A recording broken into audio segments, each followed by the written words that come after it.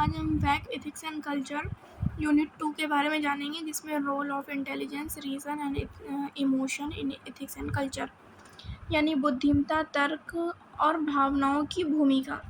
बुद्धिमत्ता, तर्क और भावनाओं का परस्पर संबंध नैतिक विचारों और सांस्कृतिक संदर्भों को आकार देने में एक महत्वपूर्ण भूमिका निभाता है। नैतिकता के बारे में मैं इससे पहले वाली वीडियो में बात कर चुकी हूँ, तो आप पहले वो वीडियो देख लेना, फिर आपको ये समझ आएगा। ये संज्ञानात्मक और भावनात्मक पहलू इस बात को प्रभावित करता है कि व्यक्ति नैतिक दुविधाओं, सांस्कृतिक भिन्नताओं और पारस्परिक संबंधों को कैसे समझते हैं, अनुभव करते हैं और उस पर कैसे प्रतिक्रिया देते हैं। नीचे इन तीनों की भूमिकाओं का विस्तार से वर्णन किया गया। मतलब इसमें जो है बुद्धिमत्ता, तर्क, भावनाओं के ऊपर विचार किया गया। जैसे हम किसी चीज़ को समझने के लिए अपनी बुद्धि का प्रयोग कैसे करते हैं, वो चीज़ सही है या गलत है, उसमें तर्क वितर्क कैसे करते हैं, और उस चीज़ के पीछे हमारी क्या भावना है, उन भावनाओं को किस तरह हम समझते हैं। बुद्धिमत्ता की भावना। बुद्धिमत्ता का अर्थ होता है ज्ञान प्राप्त करना, उसे लागू करना और समस्याओं को प्रभावी ढंग से हल करने की क्षमता।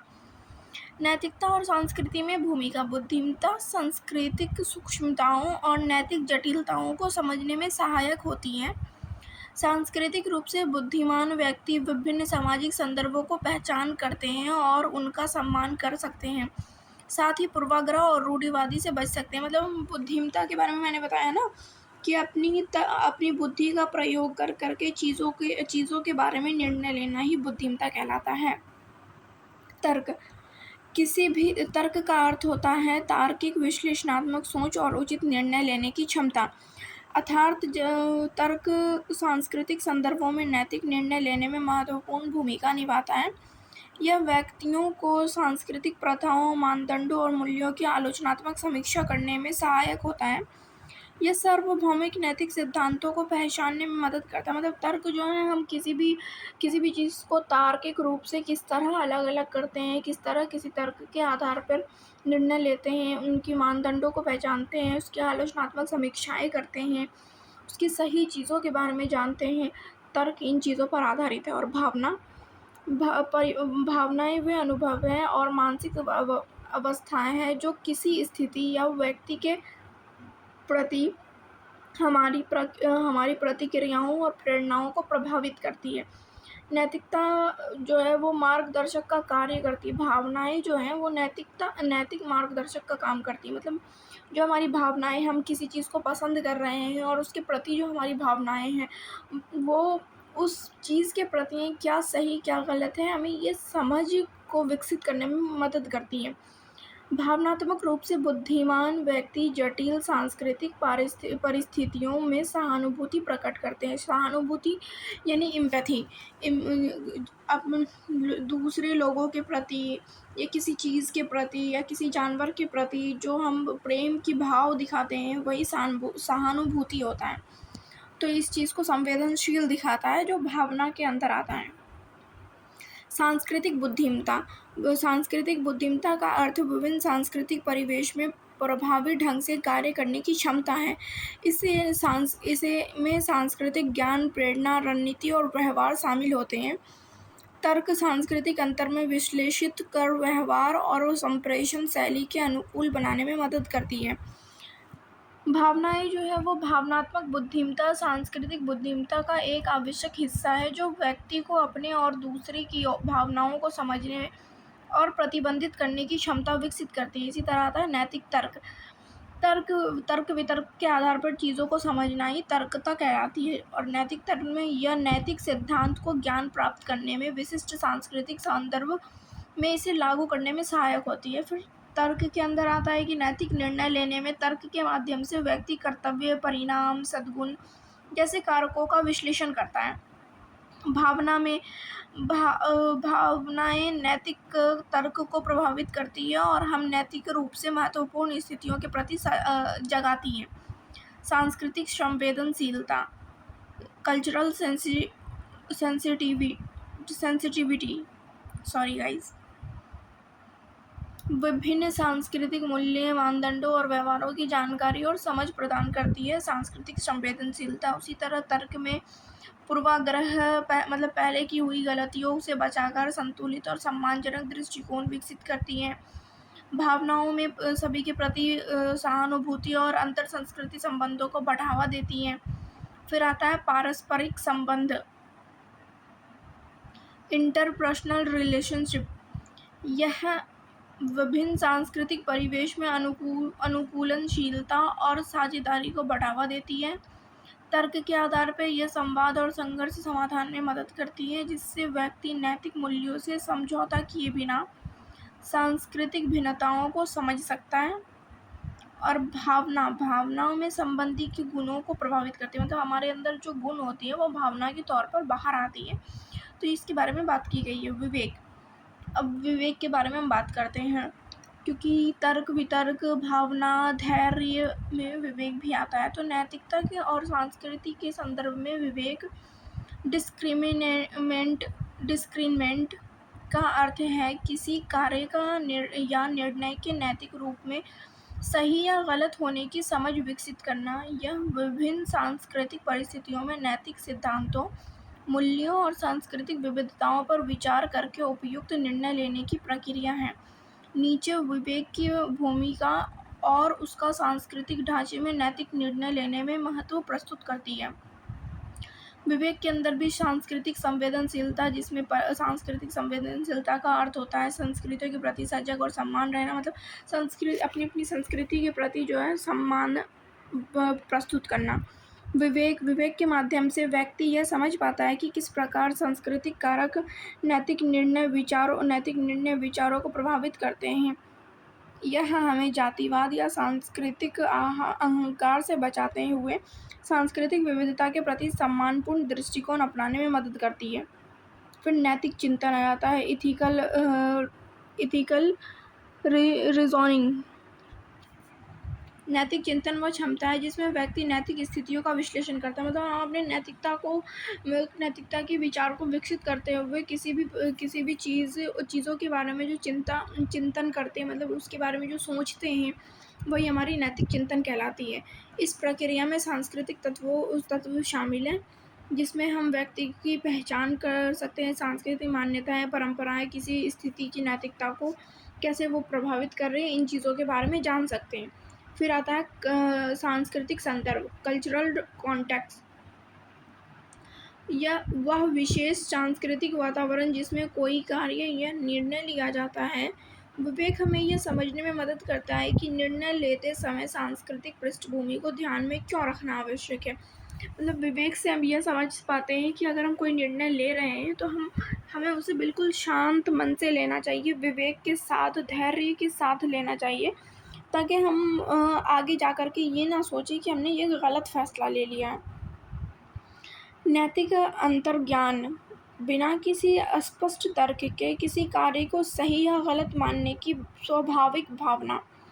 हमारे अंदर जो भावनाएं होती हैं, उन भावनाओं को बिना किसी तर्क वितर्क के किसी और की बातों को सुन करके वह सही समझ लेना ही नैतिक अंतर्ज्ञान होता है। विवेक की भूमिका, विवेक इस अंतर्ज्ञान को दिशा देता है, जिससे व्यक्ति त्वरित और पूर्वाग्रहपूर्ण निर्णय से बचते हुए सांस्कृतिक विविधताओं के आधार पर संतुलित दृष्टिकोण विकसित कर सके। उसी तरह आता है क्रॉस कल्चर कम्युनिकेशन, मतलब हम जैसे कि भारत में बहुत सारे कल्चर एक साथ विकसित हो रहे हैं और होते भी हैं। तो हम एक दूसरे के कल्चर के बारे में जो जानते हैं, उनकी चीज़ों के बारे में और विस्तार से समझते हैं, तो उस चीज़ों को कहते हैं हम पार सांस्कृतिक संप्रेषण, क्रॉस कल्चर कम्युनिकेशन। सांस्कृतिक और सार्वभौमिक मूल्यों का संतुलन। सार्वभौमिक मूल्य वे सिद्धांत होते हैं जो सभी संस्कृतियों में मान्य होते हैं, जबकि सांस्कृतिक मूल्य किसी विशिष्ट संस्कृति के लिए विशेष होता है। सांस्कृतिक मूल्य जो है कि अपनी अपनी संस्कृति के लिए एक विशेष मूल्य पर आधारित होता है।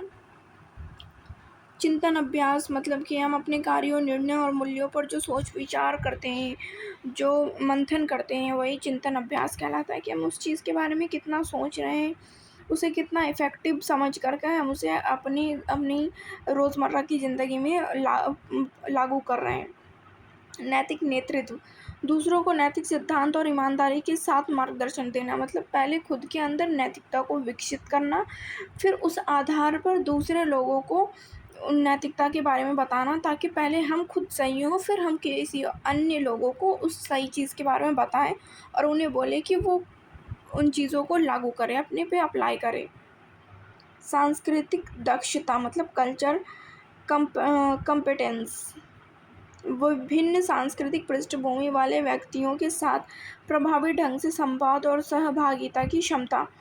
विवेक व्यक्तियों को सांस्कृतिक सूक्ष्मता को समझने, उचित व्यवहार अपनाने और नैतिक निर्णयों को लेने में मार्गदर्शन करता है। नैतिक दुविधा का समाधान, इन दुविधाओं का समाधान हम ऐसी परिस्थिति जहां व्यक्तियों को दो विरोधाभासी नैतिक सिद्धांत के बीच निर्णय लेना हो, वो विवेक का प्रयोग कर करके इन निर्णयों को सही ढंग से चिंतन कर करके ले सकते हैं। संघर्ष समाधान की कला, नैतिकता और संस्कृति के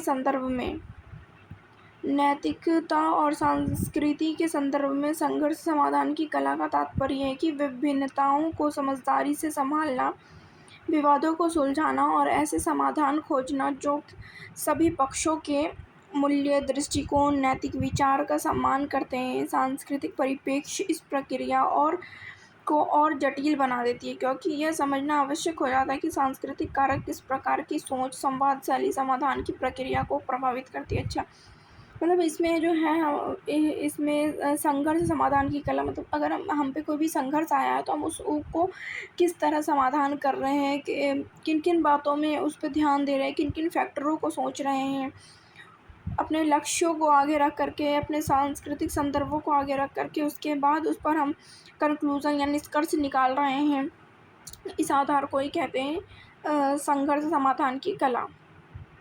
फिर आता है हमारा सांस्कृतिक जागरूकता। विभिन्न संस्कृतियों को लोग कैसे देखते हैं या निपटते हैं, यह अत्यंत आवश्यक है। संघर्ष समाधान में सांस्कृतिक पूर्वाग्रह, संवाद शैली और मूल्यों को समझते हुए कार्य करना चाहिए। तो हमें सभी आधारों को समझते हुए अपने कार्य को करना चाहिए। प्रभावी संप्रेषण मतलब कि इफ़ेक्टिव कम्युनिकेशन, अगर हम किसी व्यक्ति को कोई बात समझा रहे हैं तो हमारे अंदर इतनी कैपेबिलिटी होनी चाहिए कि हम अपनी बात उस आदमी के सामने बिल्कुल प्रभावी रूप से रख सकें और वो हमारी बात बिल्कुल अच्छे से समझ सकें। हम उन्हें कहाँ पे समझने में दिक्कत हो रही है, उन चीज़ों को समझ करके उन्हें और अच्छे से समझाने की कोशिश कर सकें। सक्रिय श्रवण मतलब अगर हम किसी से जैसे मैंने किसी से अपनी प्रॉब्लम का सॉल्यूशन मांगा, तो उस सॉल्यूशन को मुझे ध्यान से सुनना होगा, मतलब एक्टिवली सुनना होगा। तो हम सक्रिय श्रवण उसको कहेंगे, जिसमें हम समस्याओं को या किसी भी बात को या किसी भी कन्वर्सेशन को, किसी के साथ भी हो रहा हो, उसको बहुत ध्यान से सुनें ताकि हम अंततः किसी निष्कर्ष पर पहुंच सकें। उसके बाद आता है सांस्कृतिक संवेदनशीलता, जिसमें हम अपनी जो हमें गलत फहमियाँ हो जाती है वो हम एक दूसरे से बात कर करके उन्हें रिजॉल्व कर सकें, एक दूसरे की धारणा को समझ सकें, वो एक दूसरे के मन में कौन कौन सी विचार चल रही थी, उन विचारों को समझ सकें और इस पर अपनी तर्क दे सकें। तृतीय पक्ष मध्यस्थता मतलब अगर दो लोगों के बीच हुई बात नहीं सुलझ पा रही दो लोगों में, तो फिर हम किसी तीसरे पक्ष को लाएं, वो हमारी बात सही से सुने और उस चीज़ का समाधान निकाले जो एक सांस्कृतिक पहलू और संवाद की खाई को निपटाता है। दृष्टिकोण को समझना मतलब हर प्रत्येक व्यक्ति अपनी अपनी दृष्टिकोण है, सबकी अपने अपने सोचने समझने का तरीका अलग है। तो हमें हर व्यक्ति के दृष्टिकोण को समझने की जो हम अपने अंदर कैपेबिलिटी होती है उससे विकसित करना चाहिए, ताकि हम हर व्यक्ति के दृष्टिकोण को समझ सकें और अपनी चीज़ें उन्हें समझा सकें उनके वे में। सौदेबाजी और कौशल मतलब कि नेगोशिएशन स्किल, जैसे कि बार्गेनिंग स्किल। जैसे हम कुछ खरीदने जाते हैं तो हम किस तरह दुकान वाले भैया से बार्गेन करते हैं, ठीक उसी तरह नेगोशिएशन, हमारी जो बात करने की स्किल है, जो बात करने का तरीका है, वो हम अपनी बात को किस तरह सामने वाले के पास डिलीवर कर रहे हैं, वो स्किल अच्छी होनी चाहिए और सामने वाले को संतुष्ट रूप से समझ आना चाहिए।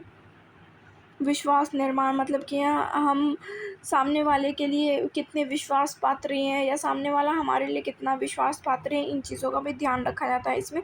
नैतिक विचार के बारे में तो हम पहले बात कर चुके हैं। सांस्कृतिक मध्यस्थता मतलब गलतफहमियों को दूर करना, संस्कृति के आधार पर एक दूसरे को प्रशिक्षित करना, जागरूक करना, एक दूसरे की संस्कृति की अच्छी बातें बताना, इन चीज़ों पर आधारित है सांस्कृतिक मध्यस्थता। फिर आता है दीर्घकालिक संबंध का निर्माण, मतलब कि बहुत लंबे समय से जो रिश्ता हमारा चलता आ रहा है, भविष्य के लिए सकारात्मक संबंध भी बनाना आवश्यक होता है। तात्कालिक समाधान से कोई कुछ मतलब नहीं बनता, क्योंकि अल्टीमेट हमें कुछ लोग चाहिए होते हैं, कुछ वो लोग एक हो या दो हो, जो हमें बिल्कुल हमारे अच्छे बुरे सही गलत सब कुछ में समझा सकें। तो इस तरह दीर्घकालिक संबंध का निर्माण करना, सीखना और विकास, हम किस तरह चीज़ों को सीखते हैं और अपने अंदर उसकी विकास और उसकी समझ को किस तरह विकसित करते हैं, इस पर आधारित है। फिर आते हैं विनाशकारी और रचनात्मक भावना, जिसमें नैतिकता और संस्कृति के क्षेत्र में भावनाएं व्यक्ति के व्यवहार, पारस्परिक संबंध और सामाजिक संरचना को गहराई से प्रभावित करता है। ये दो श्रेणी में बांटा जा सकता है।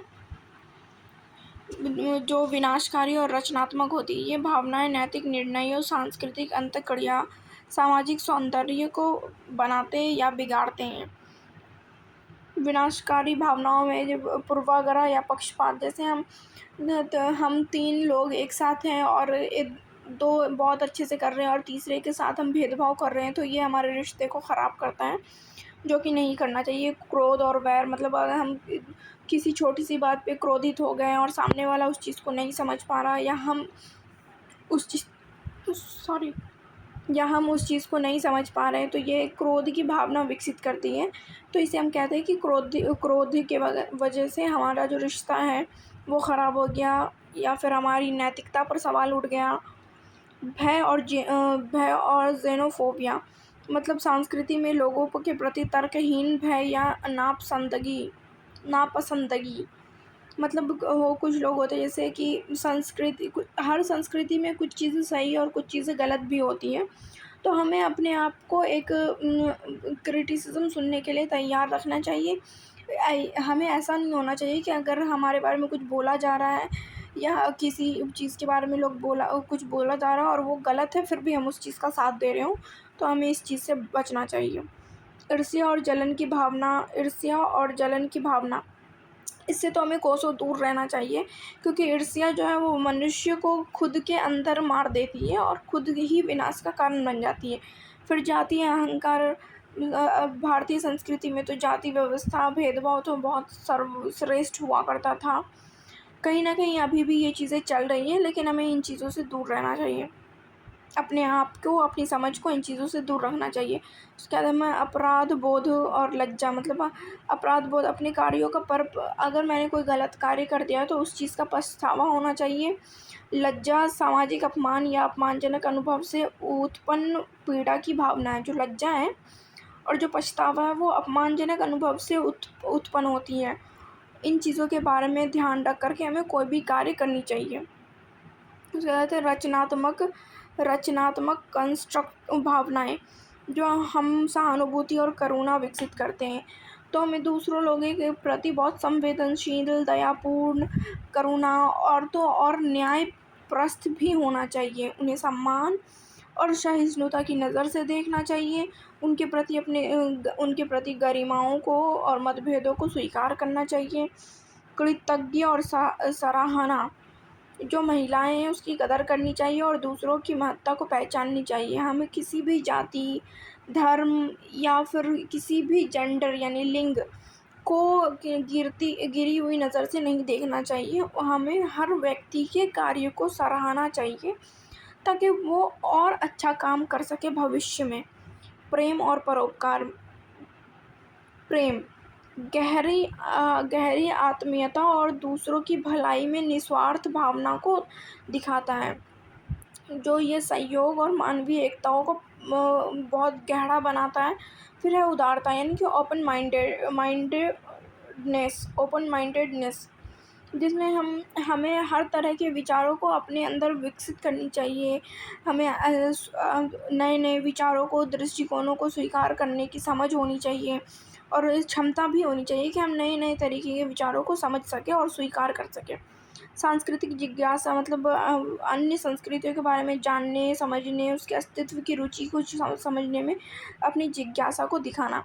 प्रसन्नता और हर्ष मतलब संतोष और गहन आनंद की व्यवस्था, यह सकारात्मक सामाजिक संपर्क और मानसिक स्वास्थ्य को सुदृढ़ करता है। फिर होप, तो हम किसी भी रिश्ते में होप होता ही होता है, चाहे वो डायरेक्टली हो या इनडायरेक्टली हो। तो हमें इस होप को बिल्कुल सही दिशा में लेकर रखना चाहिए और उस चीज़ पर कार्य करनी चाहिए।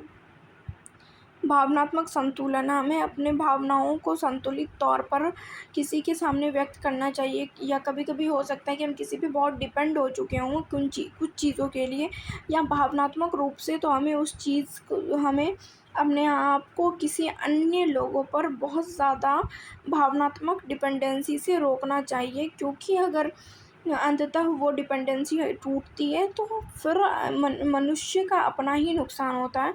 तो हमें इन चीज़ों को बहुत कंट्रोल कर के, बहुत तात्पर्य रख कर के अपनी भावनाओं को प्रभावी ढंग से संचालित करना चाहिए। मतलब अपनी भावनाओं पर मनुष्य का संपूर्ण नियंत्रण होना चाहिए।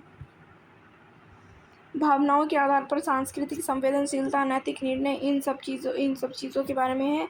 फिर संघर्ष समाधान, कि हम भावनाओं के आधार पर किसी संघर्ष का समाधान किस तरह करते हैं। फिर उसमें सहानुभूति, कि हम दूसरे व्यक्ति के साथ किस तरह पेश आ रहे हैं, संचार, उनसे किस तरह बात कर रहे हैं, अपनी बातों को किस तरह समझा रहे हैं।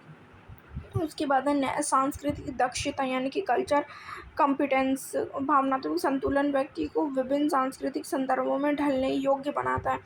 मतलब जो भावनात्मक संतुलन होती है वो विभिन्न संस्कृति के आधार पर लोगों को ढालता है। जैसे कि मट्टी का बर्तन जब कच्चा होता है तो हम उसे किसी भी आकार में ढाल सकते हैं। तो उसी तरह होती है भावनात्मक संतुलन, कि हम किस आधार पर उसे विकसित कर रहे हैं।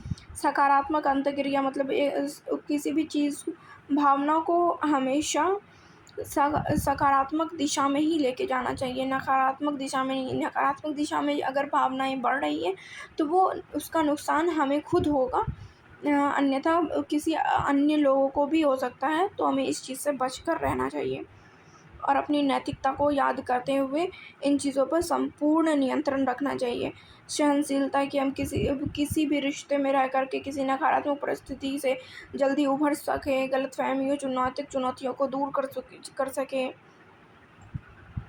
रूढ़िवादी और पूर्वाग्रह में कमी, भावनात्मक संतुलन व्यक्ति को खुले मन और सोचने के लिए प्रेरित करता है। इससे व्यक्ति रूढ़िवादी और भेदभावपूर्ण दृष्टिकोण को चुनौती दे पाता है, जो समावेशी संस्कृति के निर्माण में सहायक होता है। उसके बाद आता है सामान्य कल्याण को बढ़ावा देना, प्रमोटिंग वेलबींग। मतलब कि भावनात्मक संतुलन मानक स्वास्थ्य और तनाव नियंत्रण में सहायक होता है। इससे व्यक्ति स्वयं की और अन्य लोगों की भलाई के लिए संवेदनशील होता है और जटिल सामाजिक सांस्कृतिक स्थितियों को बेहतर ढंग से संभालता भी है।